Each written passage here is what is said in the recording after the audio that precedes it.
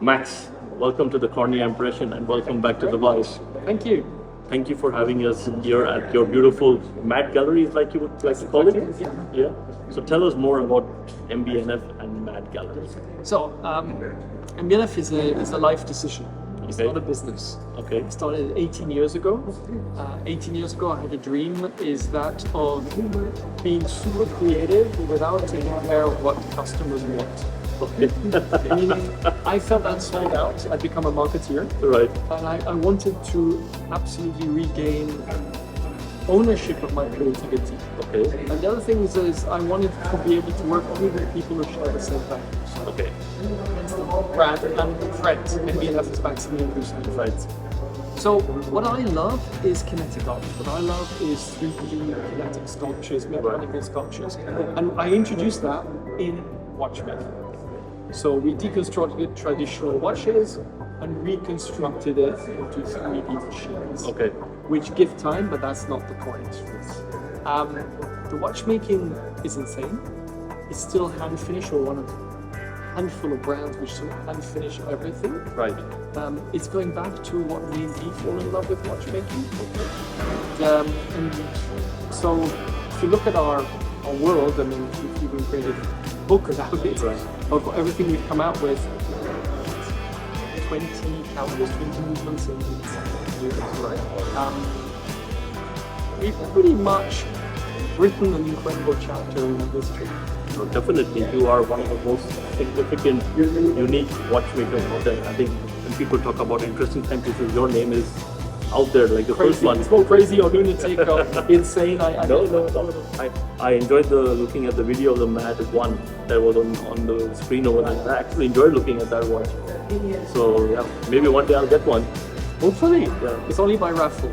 Only by raffle? Yeah, Mad one is only by raffle. Really? So MB&F is the heart of what we do. Right. It's incredibly well made, 4 or 5 years of engineering and finished at very high prices de facto. Right. Very small quantities. And after close to 15 years, I wanted to create something that my friends and family could afford. Right. And so I created Mad One, Yeah. which is an industrial product, which is Right. completely crazy, but at 12,000 dirhams about. I saw it's only 12,000 dirhams. That's the official price. Yeah. They're all selling for 3 times that on secondary market. I saw one at for $10,000. Yeah, Give or take $9,000. Yeah. They're retailing actually for 2,900 Swiss francs. Okay. And so this is not a business for us. Again, it's not a business. It's a side project. Right. I don't want this to become my business. I'm not here to make thousands of watches. So we do lotteries, we do raffles twice a year. We just had one a month ago. Okay. And we had 1,500 pieces, which we were planning to allocate, and we had 19,000 people sign up. Oh, good. For the lottery, so you know you have a winning product. So if you want to, every 6 months we'll do a raffle, Right. and we'll do 2 raffles a year, and that's it.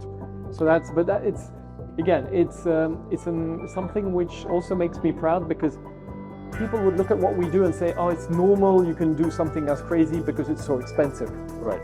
And we've, with Mad One, done something crazy, but at a completely lower price point. Right. And it's still pretty cool. And when you wear it, it puts a big smile on your face. So there you go. Now I need to get into the raffle. That's what I'm going to There do. you go. There you go. Yeah. So today we're here because it's the 4th iteration of our car-inspired watch. Right now, cars have always been incredibly important for me. My dad was born in 1922 and passed away over 20 years ago. Didn't really know how to communicate with me. He never told me I'm proud of you, he never said I love you, or played with me. And the only thing I realized when I was a kid is that he loved watches. Okay. And when I was like 3.5, he gave me one of these annual books, talking of 53 years ago, of all about cars, where every page was a car. He sort of gave me that, like, just Go study. do something. And I learned that book by heart. Okay. And I realized that when we were walking in the street, I would say, oh, this is a Fiat, or this is a that, or this is a this. He was sort of proud of me. Right. And so I saw finally pride in my dad. And so I became completely into cars. Okay. and I was drawing cars my whole youth. And I wanted to be a car designer. Right. And at 18, when I finished my studies, my school, the Pasadena Art Center, which is the greatest car design school in the world from California, opened their European, basically, how do I say, school. 20 minutes from where I lived in Switzerland. And then we saw the price. My dad was white, he was middle class, he had no money. And he said, look, we'll find a way. It's like, there's no way. That's something right. So he said, look, I'll become an engineer. Right. So I became an engineer. Okay. During my engineering years, I fell into watchmaking. So this is a long time ago. So I graduated 32 years ago, and I've been creating watches ever since. But cars have always been part of my DNA, it's my identity. And so at MB&F, at some point in 2012, I decided to launch my first watch inspired by a car. And it's this. We launched HM5, horological machine number 5. The back is a Lamborghini Miura. Right. With the louvers. Right. The front is a dashboard, a vertical dashboard where the hours are jumping hours and sweeping minutes, but it's an optical illusion because there's no way you can have this vertical. So the movement is flat, and this is a mirror, which is projecting the time vertically. Exactly like the fold-away video games back in the day that we would have. Yeah, it's a prism mirror, so you can actually, what you're looking at here is a complete optical illusion. Everything is flat. That's what. And there's a battle axe rotor at the back, which winds it up. This is the engine. Right. And on top of that, when you want to power up the loom on the numbers, you press this, the louvers open up, and then you put it under the light, and it charges up the loom. Yeah. It's a pretty cool piece. Yeah, very cool piece. So this I launched in 2012, okay. HM5. It was called On the Road Again. Then in 2015, for the 10th anniversary of MB&F, I came up with the HM8, which is a smaller version. Here it's more Bertone, here is Carrozzeria Touring, smaller. You could start seeing the engine, and where you see the little two oil, how do you say, the input reservoirs, for the oil, that's actually where you lubricate the movement. Oh, wow, so the watchmaker opens up the knob, puts the oil in it, and it lubricates the movement. Right. Same system in front. Okay. So that was our 10th anniversary piece. We call it HM8. And then in 2016, we created the HM8, which was inspired by Can-Am, Canadian-American Racing Championship. So these are two titanium, roll bars. Right. The movement is on the front this time under a slab of sapphire. So while you wear it, you can see actually the watch winding up. Okay. And you can actually see the prisms here. See how it works. This is quite a complex. We're getting really into a level of complexity. So now we're unveiling on the 6th of June. 6th of June. 6th of June, HM8 Mark II. Okay. So this is 2016, 2023. It's going to be 7 years later. What I've done is I've taken the best of all these three. Right. This was first the CarbonMacrolon. Well, I didn't say this is a special material that we developed for us, which is actually all black. Okay. It's a polycarbonate charged in carbon. Okay. So if you scratch it, it's black underneath, not like all these coated watches. Not like PVD. Not PVD, exactly. Yeah. Not pure PVD. And it has a design which is reminiscent of a car. Right. Here, the size was much easier to wear. Right. Here, you have the movement which you actually see on the top. Right. And from there, I put all of that aggregated all together, and we have, start with the one. And we have HM8 Mark II. Beautiful. So this I already like it. You've got, the movement is on the top, Right. which when you wear it, you can see the rotor turning in. Right. It's inspired by designs. It could be the Porsche 918, it could be the SP2 from Ferrari. Yeah. And it's got the material, which is this CarbonMacrolon, Right. which is in a sandwich system. The central part, which is in titanium, completely water resistant. This sapphire block is absolutely insane. This is all machined in 3D axis and 5-axis 3D mills. And At the back, you've got the oil sump. And so this is going to be launched briefly, Yes. and super light also. We're going to craft approximately 20 a year. That's really not much. 20 in white and 20 in green. 20 in green. The green is going to be a limited edition. Right. There'll only be 33, while the white is not limited, so that will continue as we go. Can I ask you the price? I know the price in Swiss francs and dirhams. Yeah, I'm not exact. It's going multiply to by be 4. about 68,000 Swiss Okay. francs Okay. ex-tax. Excellent. So there you go. You know what this reminds me of? Tell me.